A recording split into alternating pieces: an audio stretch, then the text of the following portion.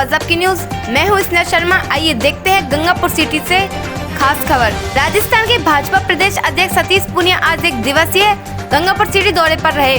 प्रदेश अध्यक्ष के साथ ही सवाई माधोपुर टोंक सांसद सुखवीर सिंह जौनपुरिया, भाजपा युवा मंडल के प्रदेश अध्यक्ष हिमांशु शर्मा और भारतीय जनता पार्टी के सभी कार्यकर्ता मौजूद रहे। गंगापुर सिटी पहुंचने पर प्रदेश अध्यक्ष व सांसद के गंगापुर दौरे के दौरान भारतीय जनता पार्टी के सभी कार्यकर्ताओं ने बड़े उत्साह के साथ स्वागत किया।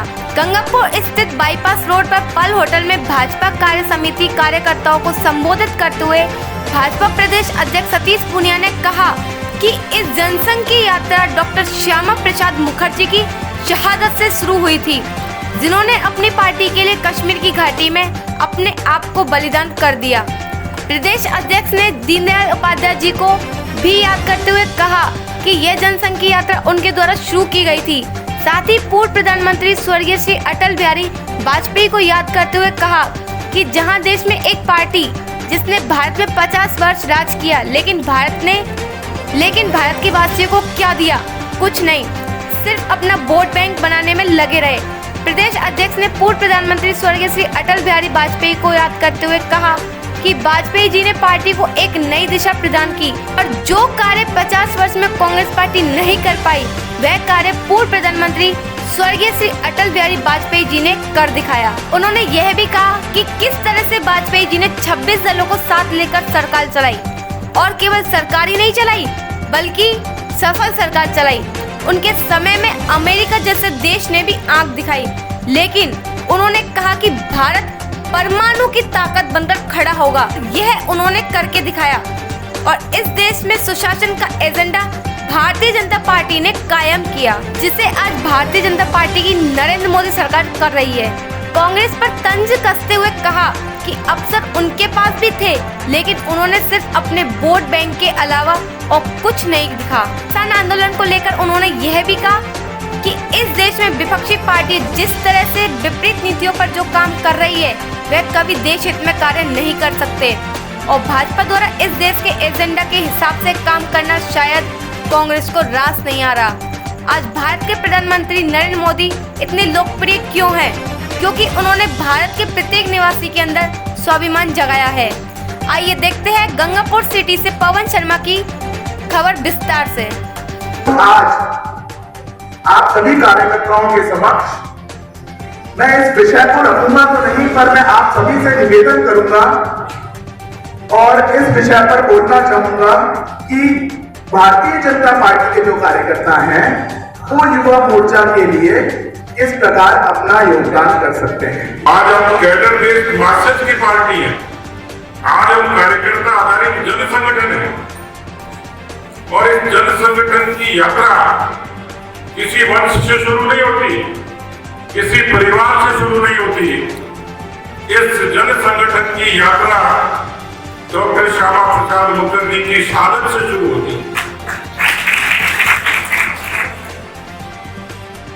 मैं जब सबसे पहले साहित्य पढ़ना शुरू किया पार्टी को, मुझे गर्व हुआ,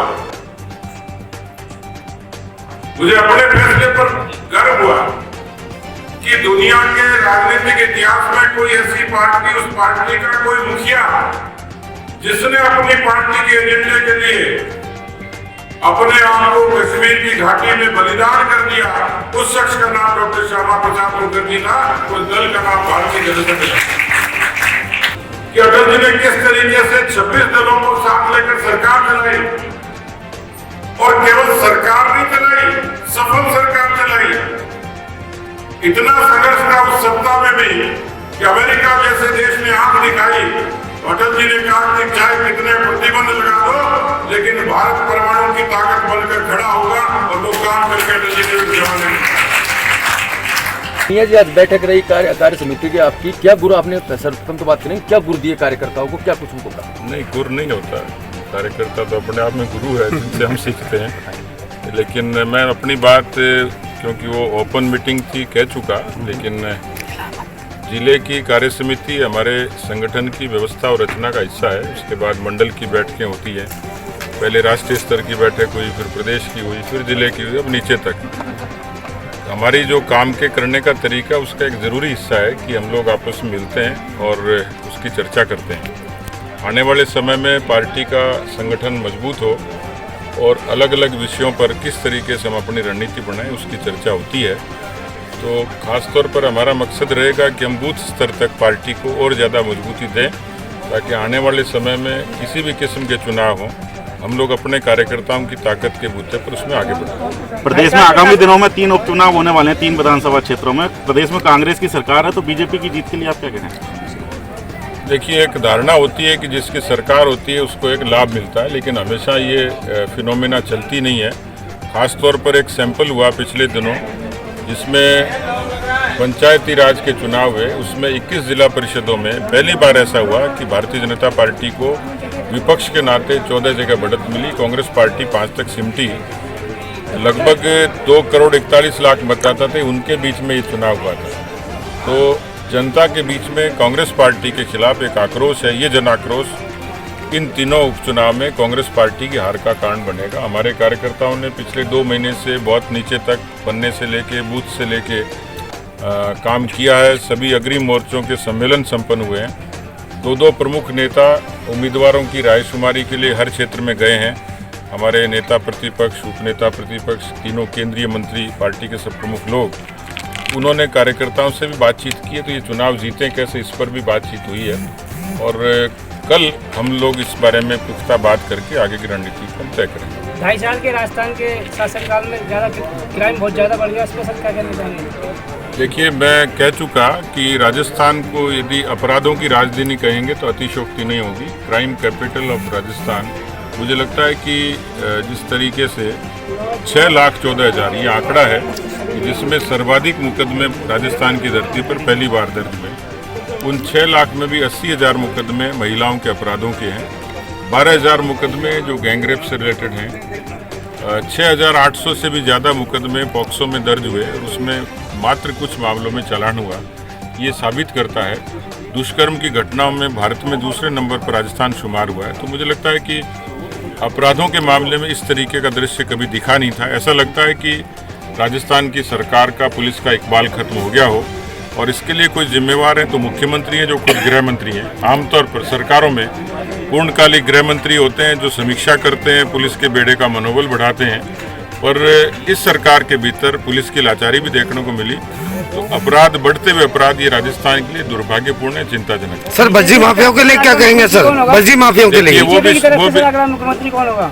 जी, बीजेपी की तरफ से अगला मुख्यमंत्री कौन होगा? आप ध्यान रखना कि सर, बज्जी माफियाओं के लिए क्या कहेंगे? अभी मुख्यमंत्री का झगड़ा नहीं है, ये आलाकमान तय कर चुका है कि समय आएगा तो इसका फैसला आलाकमान पार्लियामेंट्री बोर्ड करता है। अभी तो हम सब लोग मिलकर, हमारी कोशिश है कि ऐसी निरंकुश सरकार को हटाएं, पार्टी को जिताएं।